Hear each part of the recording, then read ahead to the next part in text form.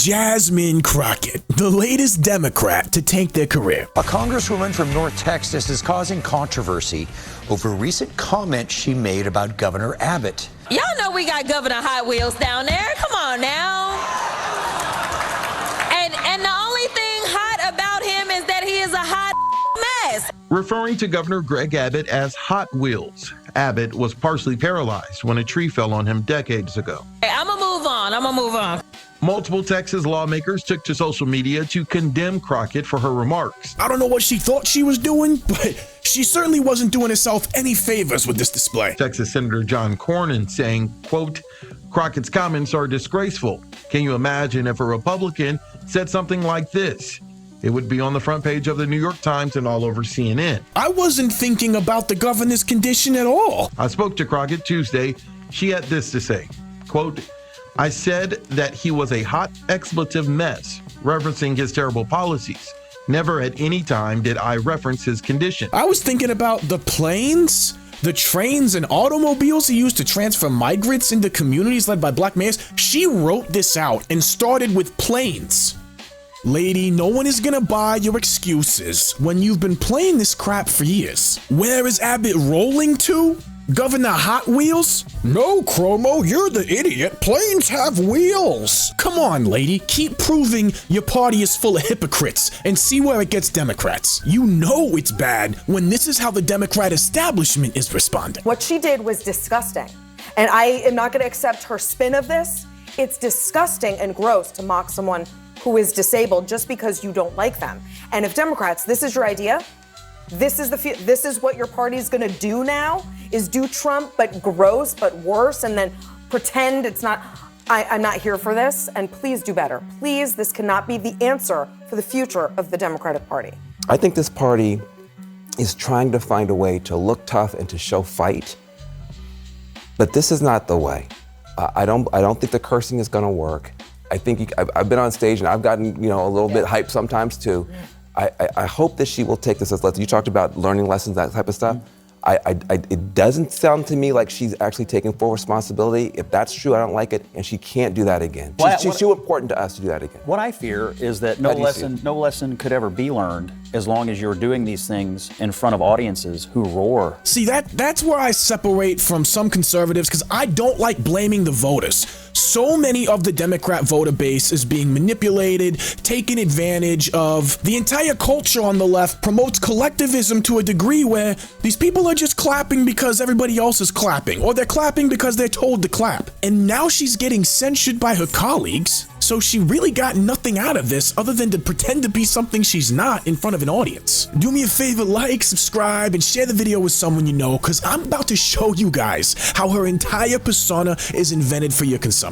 I saw something in that news report that showed me that Jasmine Crockett is not who she claims to be. Let me show you what that was. Why won't you apologize? I put out a statement. They didn't have an apology in it. So read my statement. I did read it. It didn't have an apology. Okay, well, I'm done. You don't feel bad about making fun of someone? I'm done. Y'all hear something interesting there? Let me play this other clip of Jasmine Crockett and see if you guys catch it. On March 29th, it's my birthday. And all I want to see happen on my birthday is for Elon to be taken down. Those comments did not sit well with the U.S. Attorney General, Pam Bondi, who thinks Crockett should be censured by Congress. Yet she turns and says, oh, I'm not calling for violence. Well, she is an elected public official, and so she needs to tread very carefully. Hold on a second. Y'all know we got Governor Hot Wheels down there. Come on now. On March 29th, it's my birthday. This is starting to remind me of something. Hello to all my divine nine brothers and sisters.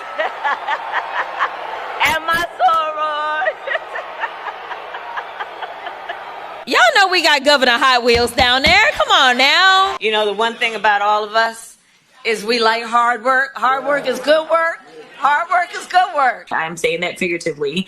Obviously, everything that I am promoting is nonviolent. Miss Crockett, your Ivy League is showing. And all those stupid games you're playing on social media, it makes you look like you're trying to exploit underprivileged communities. So I saw this, right? And I was like, anybody can answer a question on Quora. Did Jasmine Crockett go to a $50,000 a year high school? Yes, she was one of my classmates. It's actually $30,000, but she went to a couple different really expensive schools, and that just sounds like anybody could say that. So I went cross-reference to early life education on like 4 or 5 different websites, and this is absolutely true. She had literal like almost 1% level upper class education her entire life. She's one of those Valley Girl rich kids. Jasmine was born in St. Louis, Missouri on March 29th, 1981. She enrolled in Mary Institute and St. Louis Country Day School and Rosati Kane, an all-girls Catholic school in St. Louis.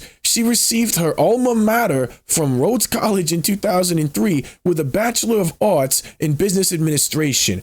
All of those very prestigious, very elite, all of those schools, when I looked them up, were known for having very small classes, a small number of students, and mentioning that the teachers had a small ratio of students per teacher, so they could have a very personal relationship with each student. So you get a really in-depth education. It's that upper class stuff. And so we're thinking, okay, she's pulling a Kamala Harris, whatever, right?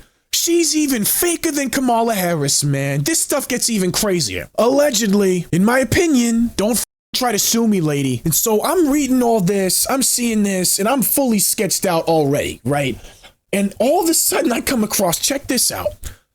As an undergraduate, Crockett had an ambition to become an anesthesiologist or a certified public accountant prior to deciding to attend law school. Oh, that's great. She was an intellectual, right? Very clear from the upbringing, right? Here's where stuff gets really sketchy. Jasmine changed her career path due to experiencing a series of hate crimes while attending and subsequently being represented by the Cochran law firm. And you know what the statistics say about hate crimes, right? Mr. Riley compiled a database of 346 hate crime allegations and determined that less than a third were genuine.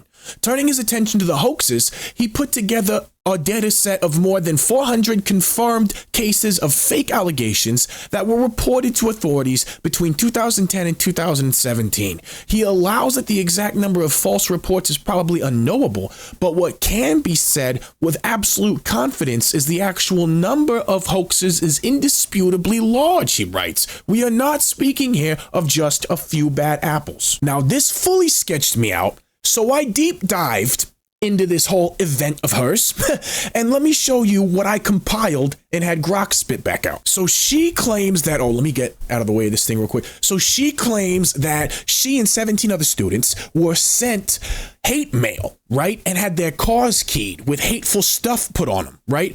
And according to her, they like pasted and took stuff out of magazines and pasted it together and all this stuff and mailed it to them as hate mail, threatening hate mail, okay? Well, that's her entire class body. So not only is it a statistical anomaly to have 18 students receive that, but her entire class body of minorities all receiving hate mail within the same time. Now, here's the other thing that's crazy, okay? The school that she was at that year, Mother Jones, a left-leaning publication, reported it as being one of the top 10 progressive activist schools. And you're going to tell me that that's the school that had a crazy hate crime, a statistical outlier of a hate crime? The anomaly hinges on verification. The Tennessee Star says they have no record of Crockett reporting a crime in 2002. Rhodes College hasn't provided the police reports, disciplinary records, or confirmation of hiring the Cochran firm as Crockett claimed.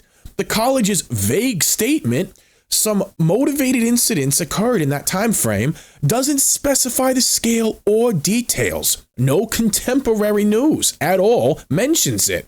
None of the alleged other 17 victims have come forward publicly or even put in their own police reports, which is odd for an event supposedly affecting a tight-knit group. Compare this to a documented 2021 incident at Rhodes, a banana taped to a black student's dorm, where the college swiftly responded and it made local headlines. I'd be willing to bet that was a hoax too. Personally, me. My opinion. Allegedly. In my opinion. I'm gonna tell you what I think on this lady, man. I think her entire origin story is made up She pulled it out of her wazoo. I think she had institutional support. I think she had rich reverend connected daddy. And I think she's running a PR firm that sells to her community whatever corporate interest wants from her, is what I think's going on. I think she's playing a role and she's selling influence and access.